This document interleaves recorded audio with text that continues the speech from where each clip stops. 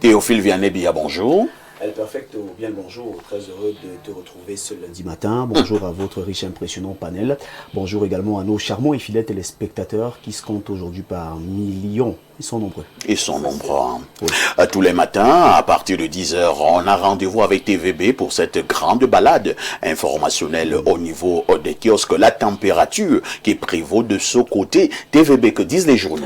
El Perfecto, j'ai bel et bien effectué un tour en kiosque très tôt ce matin et j'ai pu récolter quelques journaux. Et nous avons donc des journaux disponibles en kiosque et nous ouvrons cette revue de presse avec le journal La Météo, un journal de la maison qui parle d'occupation illégale des espaces de la Société immobilière du Cameroun. Docteur Amadou Sardaouna siffle la fin de la récréation. Page 3, le journal précise que le directeur général de la SIC est ce 27 mars à Douala descendu sur le terrain. Objectif, sensibiliser les occupants illégaux, de ne pas les exploiter à des fins personnelles et de pouvoir faire rentrer toutes les ressources dans les caisses de l'entreprise. C'est ce que nous dit la météo qui revient donc sur la visite de travail effectuée par le directeur général de la SIC du côté de Douala. Parlons à présent de préavis de grève des transporteurs avec Info Matin. Dans son numéro 1997 de ce lundi 30 mars 2026, le quotidien Info Matin titre en une: préavis de grève des transporteurs. Ngale Bibé désamorce la bombe au terme d'une concertation ce 27 mars à Yaoundé avec le ministre des Transports. Les syndicats ont suspendu le mot d'ordre de grève, appelé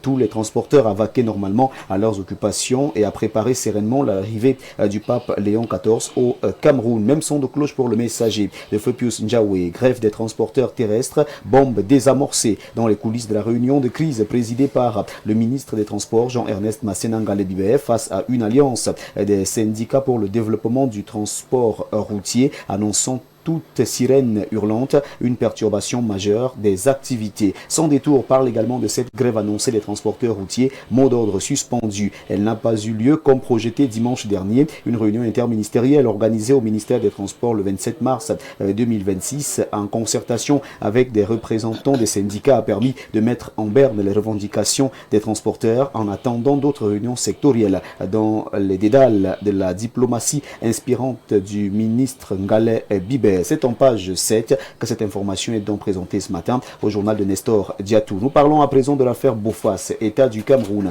la force exécutoire des décisions de justice remises en cause. Ce journal s'interroge ce matin. Exploitation illégale de l'or, la nouvelle expression présente l'information en une ce matin. Un audit du cadastre minier s'impose. Selon un expert, plus de 80% des autorisations d'exploitation artisanale semi-mécanisée d'or au Cameroun appartiennent aux autorités ou à leurs proches. L'information est à retrouver en page 4 du journal La Nouvelle Expression. Le Zénith nous amène du côté de la SCB Cameroun. Vol d'argent dans les comptes des clients. Des arnaques maquillées et répétitives des agents de la SCB Cameroun font perdre des centaines de millions aux clients impunément. L'information est à retrouver en page 3 de ce journal qui est en kiosque ce lundi matin. La vitrine, le journal de Bernard Ouna, s'intéresse aux travaux publics. L'indécrottable régiment des prédateurs. Nullement ou dans des rares cas, les exécuteurs de construction de grands ouvrages publics ont fait l'objet des poursuites judiciaires pour n'avoir pas respecté les clauses de leur contrat. Cette information est présentée ce matin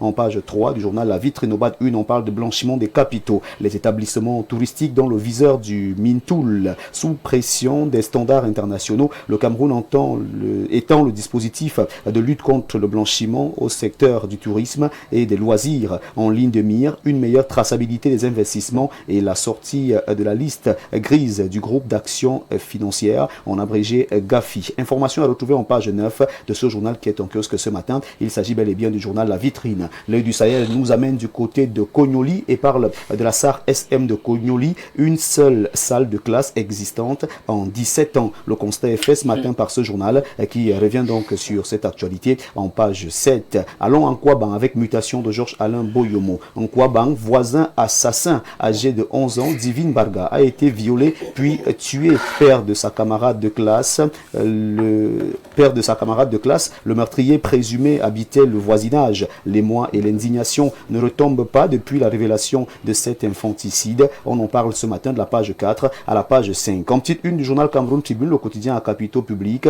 on reste également en Kouaban. Viol mortel d'une fillette en Kouaban, émoi et indignation. Le procureur de la République près le tribunal de grande instance présidence de la Mefou et Afamba a ordonné l'ouverture d'une enquête sur cette affaire qui défraie la chronique depuis quelques jours. Et déjà, un suspect arrêté, c'est le père du camarade de classe avec qui la petite Divine Barga, 11 ans, était sortie étudier le 18 mars dernier. Elle a été retrouvée morte le lendemain. C'est en page 25 que cette information est à retrouver au journal Cameroun Tribune. Réforme de l'OMC, commerce électronique, chaud de discussion. Cette information est présentée en une de ce journal. Et nous mettons un terme à cette revue de presse avec Diapason, le journal de François Mboké qui est disponible en kiosque. Elle nous amène du côté de la RCA. Faustin Archange Touadéra, consolider la paix, bâtir l'économie. La prestation de serment prévue le 30 mars 2026 pour son premier mandat de la 7e République ouvre une séquence politique pour la République centrafricaine. Réélu largement avec plus de 76% de voix dès le premier tour, le chef de l'État entame ce mandat